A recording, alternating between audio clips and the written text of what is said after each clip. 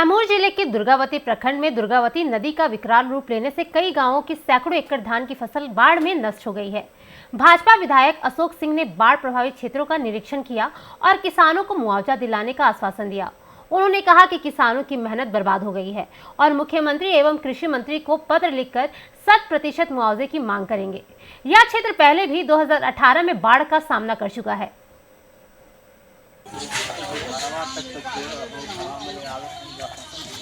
तो भैया ये बाकी आगे का हरिया का भोजन परोसल खिंचा गई, ठीक ना। यही आधार है हम लोग का। तो कितना नुकसान हुआ, क्या फसल में डूबा हुआ, क्या कुछ जानकारी बताइए। अरे बहुत नुकसान भैया, कितना हमें ऊपर आंकड़ा बतलाई, बहुत नुकसान बा। सब किसानों ने हाय के लिए बना। गांव में पानी से आप लोगों को रास्ता पर भी पानी चल रहा है। हाँ, रास्ता पर देखते बनी जाए डूबल बा, गांव में से यहाँ ले कुल रास्ता डूबल बा। प्रशासन की तरफ से क्या व्यवस्थाएं मिली है? कुछ नहीं व्यवस्था है, कोई व्यवस्था अभी तक नहीं मिल पाई है। अभी तो कोई यही निकल तो क्या व्यवस्था है। तो क्या मांग करते हैं सरकार से, जब आप लोग की फसल नुकसान हुआ, क्या मांग? देखिए, किसानों ने बड़ी कड़ी मेहनत करके अपना खरीफ का फसल लगाया था।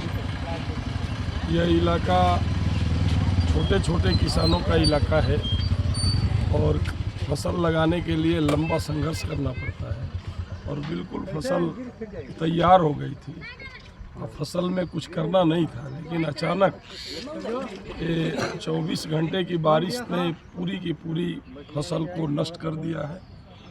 अब किसानों को कुछ नहीं बचा, जो पूंजी थी वो किसान खेत में लगा चुके हैं। किसान असहाय हो गए हैं। ऐसे ही बाढ़ 18 में आई थी, तब मैं एमएलए था यहाँ और मैं विधानसभा में लड़ के सभी किसानों को पूरा मुआवजा दिलाया था और फिर पुनः स्थिति यह उत्पन्न हो गई है।